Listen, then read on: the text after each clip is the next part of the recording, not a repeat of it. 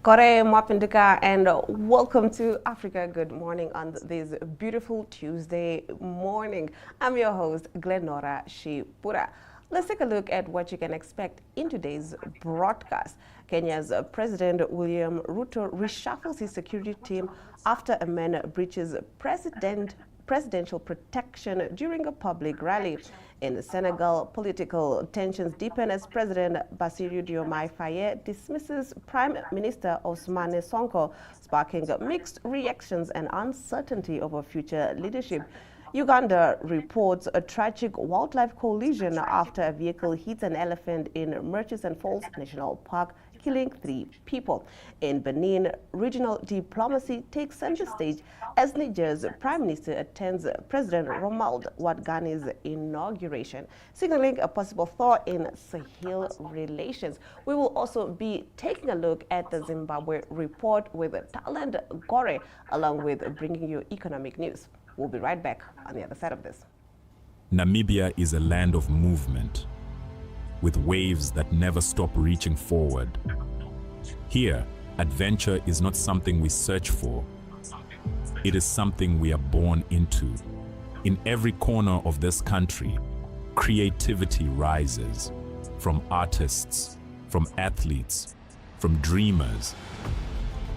And when the world comes to explore Namibia, they discover something extraordinary. Because when sport moves people, creativity moves ideas, and tourism moves the world toward us. Something powerful happens. A platform where movement meets imagination, where industries connect, where opportunity grows, where Namibia's next chapter begins. Welcome to the Creative Sport Tourism Expo. Exhibit, partner, experience. Creative sport tourism.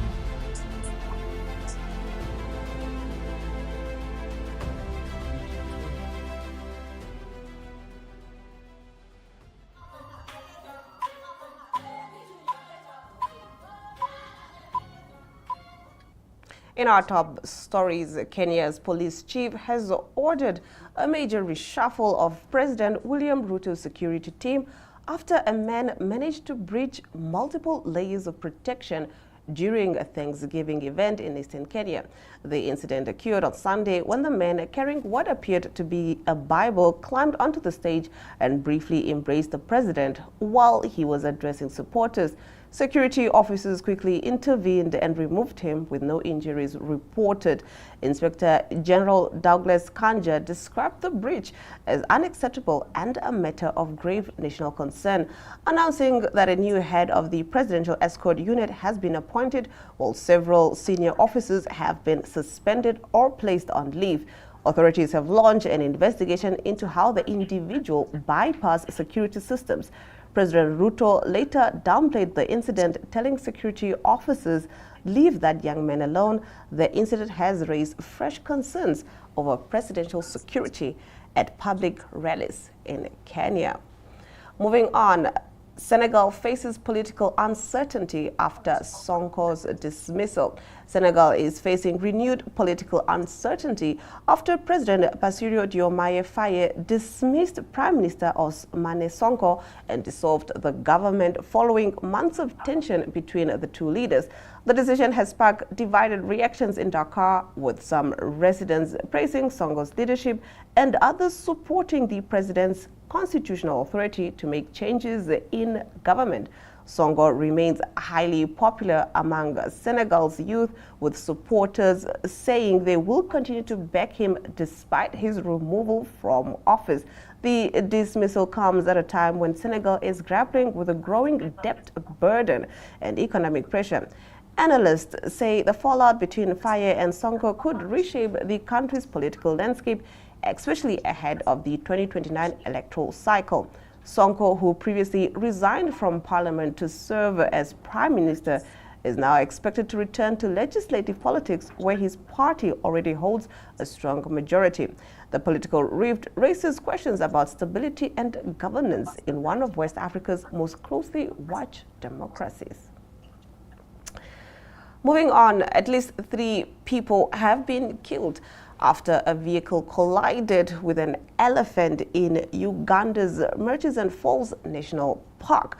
Police say the vehicle carrying 7 Uganda Revenue Authority officials was traveling from Arua to Kampala when the crash occurred on Sunday evening. 4 other passengers were injured and later transferred to Kampala for further treatment. Authorities have not confirmed the condition of the elephant involved.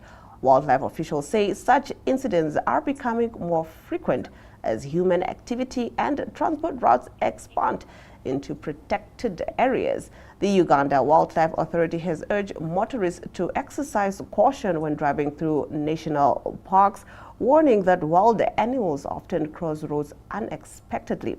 The tragedy highlights ongoing safety challenges in Uganda's wildlife corridors and road transport systems. In our next story, diplomatic attention has turned to Benin after Niger's Prime Minister Ali Mahamane Lamine Zaine attended the inauguration of President Romuald Wadagni in Cotonou. The visit is being viewed as a possible step towards restoring relations between Benin and Niger following months of tension after the 2023 military coup in Niamey. Relations between the 2 countries had deteriorated due to border closures and political disagreements. Speaking at the event, Zaine described the moment as a new path opening up and called for stronger cooperation. President Wadagni, in his inaugural address, emphasized regional stability and dialogue, pledging to deepen cooperation with neighboring states. Analysts say the gesture could mark the beginning of a gradual diplomatic reset in West Africa, where security threats and political divisions have strained regional unity. Now, that concludes our top stories. We now take a look at the weather report before we return with Talent Gore with the latest news from Zimbabwe.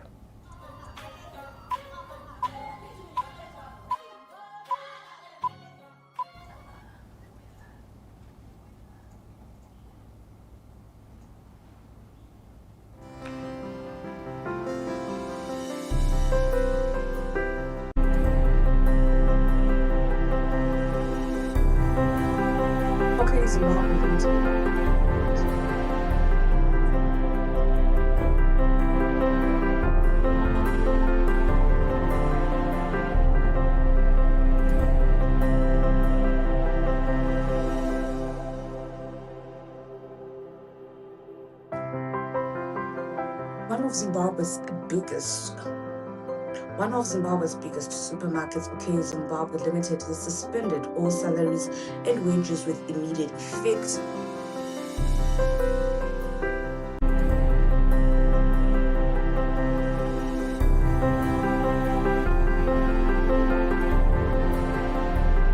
As the struggling retailers' corporate rescue proceedings enter a critical phase, the resolution signed on 22 May 2026 states that the company will therefore not be running any payroll beginning of the month of May 2026 until further notice, and in any case until such time that business and revenue return to profitable levels. OK Zimbabwe is one of the country's largest retail chains.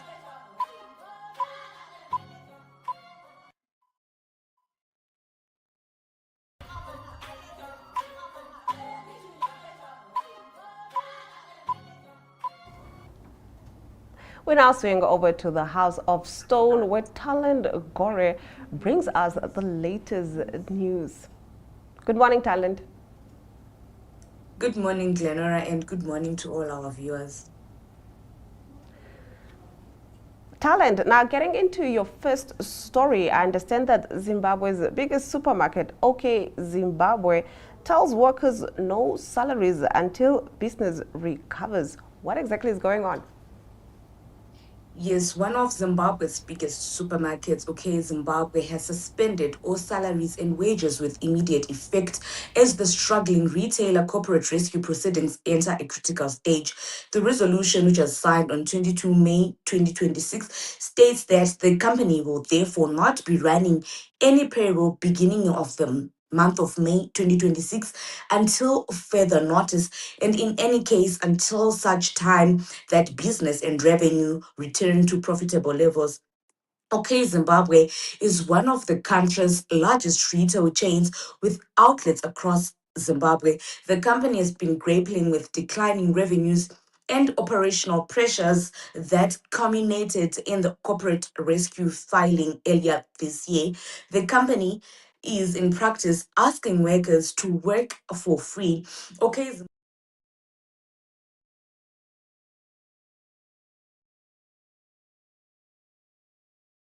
an emergency meeting on February 23 and resolved to appoint Mbano as corporate rescue practitioner. For the past couple, let's say for just this last year, OK Zimbabwe has been closing down its shops, and most of its supermarkets, they do not have a stock, and they are saying that that is being caused by illegal tuck shops that are just coming up. No one is willing to go into proper supermarkets, into retail supermarkets, to use their United States dollar in those supermarkets, because you find out that in Zimbabwe right now, if you have a US dollar and you go into the supermarket, whatever you're going to buy, let's say for example bread, it's going to be much higher, it's going to be costly, rather than if you go to the tuck shop with that same United States dollar. If you go to the supermarkets with a with the United States dollar, you'll be able to buy more things rather than if you go to the to the retail supermarkets. So, OK Zimbabwe is saying that due to those tuck shops, they have not been able to profit in any way. And right now, they have closed. They had over 54 supermarkets across the country, and most of those have been closed. Those that are still operating, you find out that if you go into those supermarkets, there's literally the shelves in those supermarkets, they are literally empty. They are literally empty. And right now, the supermarket is telling its workers that it's not going to process their salaries, it's not going to process the payroll. So basically, what OK Zimbabwe is asking its workers is that, its employees rather, is that they should work for free, because right now they are in sort of a conundrum, and they are trying to get the business up. So they are saying that that money can actually be used to get the business up. They have been trying for this last couple of months to ensure that they do not continue to incur losses. You'll find out that in the 11 months to February 2026, revenue dipped down from 245 million United States dollars to just 40 million United States dollars, a 84% wipeout, whilst unit sold fell from 208 million to 32 million. The company also carried 38.7 million United States dollars in current liabilities against only 12.8 million United States dollars in current assets, a deficit that left it unable to meet its obligations. 15 underperforming stores were closed as part of early rescue measures, leaving 54 outlets still trading, many of them which are distressed, and they are also hoping that they are going to close down some of those shops. And right now, OK Zimbabwe is selling some of its outlets. OK Zimbabwe is a household name in Zimbabwe, having been founded in the early 19 1960s. So for Zimbabwe to be in such a situation, it's quite sad, especially for Zimbabweans, because it is one of those shops that many Zimbabweans loved and they used to go to, and they were challenges that Zimbabwe would bring to the people of Zimbabwe. They would actually award people cars, houses, and many more. So it is quite distressing for the citizens themselves that Zimbabwe is going through such a phase. Well, it is definitely concerning. Now, moving on to your next story, right activist and lead founder Linda Masarira is dead rather at 43. Yes, veteran human rights activist Linda Masarira has died at the age of 43. Masarira, who led the small labor economists and African Democrats opposition party, died in Harare early on Sunday morning, according to her colleagues. And yesterday, President Emmerson Mnangagwa conveyed his condolences following the death of Miss Linda. Tsungirirai Masarira, describing her as a courageous politician who contributed to national dialogue and civic engagement.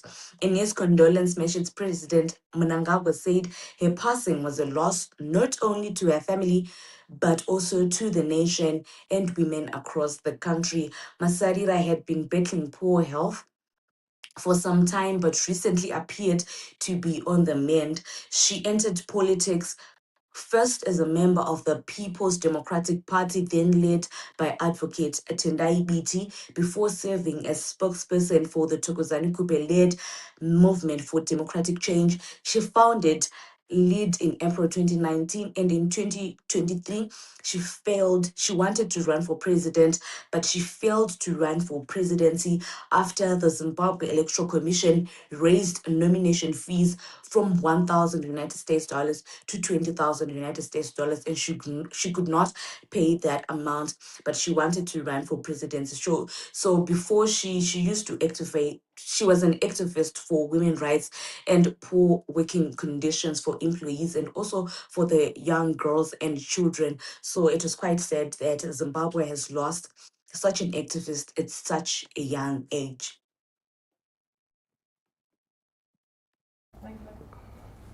All right, now the last of your stories, convicted rapist Enimo Zvitsva has been jailed for 89 years after being found guilty of rape, attempted murder, and robbery. Yes, a notorious and convicted rapist, Enimo Zvitsva, has been jailed for 89 years after being found guilty of rape, attempted murder, and robbery. Zvitsva was facing 4 rape charges, 5 attempted murder charges, and 1 robbery charge. The 35-year-old pleaded guilty to all 10 counts last week when he appeared before Harare Regional Magistrate Ms. Francis Mafumo.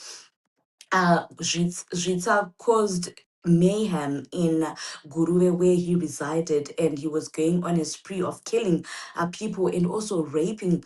Before killing those people, he would rape them and kill them afterwards. There are such heinous attacks that he did that the First Lady, Mamai Auxilia Mnangagwa, had to visit him in prison to hear why he did those acts. You find out that he would tell mothers of small children to actually throw their babies into the dam before raping and killing those mothers. So the Guruwe community is quite happy that at last justice has been served, because he had been doing that for a year and so, and the police were failing to actually apprehend him, but they managed to do that early this year, and he was in police custody and he was in prison up until he was convicted just last week. And you also find out that Amai Auxilia Mnangagwa, the First Lady,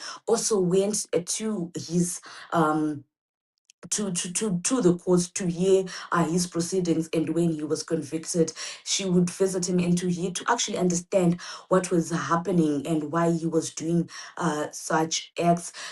Most people thought that he was insane, or that rather he was going to to say that in court he was mentally unstable, but apparently he did admit that he was doing all of those acts in his right mind. So right now he has been sentenced to 89 years in prison, and he actually admitted and pleaded guilty to all those charges that were laid against him. Thank you so much, Talent, for bringing us the latest news from the House of Stone. Welcome, and thank you very much for having me. All right, we now take a look at our economic news.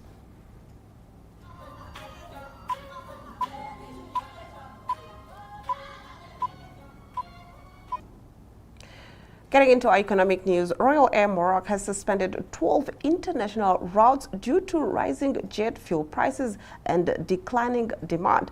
The airline says the decision is temporary and driven by increased operational costs linked to kerosene prices.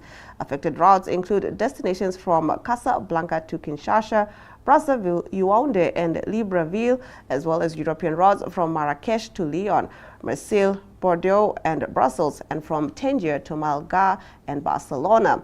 The airline says the suspension will be reviewed depending on fuel prices and market demand. The move comes amid global energy disruptions linked to geopolitical tensions affecting fuel supply chains and airline profitability. Getting into our next story, in Ivory Coast, rising prices and reduced supply are making it difficult for families to purchase sheep ahead of Eid al-Adha. Traders in Abidjan say supply has dropped sharply due to export restrictions and insecurity in key Sahel supplier countries. Around 75% of livestock for the festival usually comes from Burkina Faso and Mali, but recent bans and transport disruptions have reduced availability.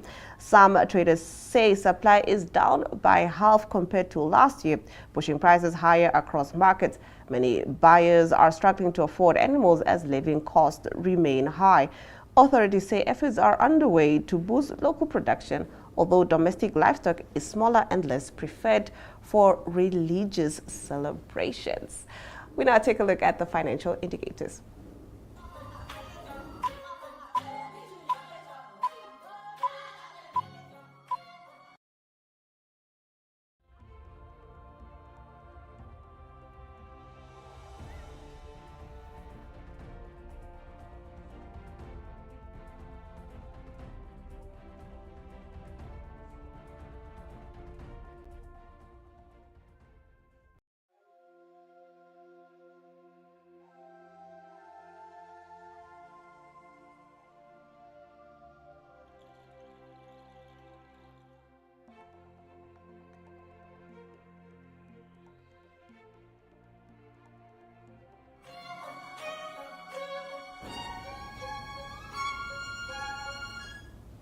Thank you for tuning in and catching up on the latest news within Africa and beyond Africa's borders with Africa Good Morning. From me, Glenora Shipura, until next time.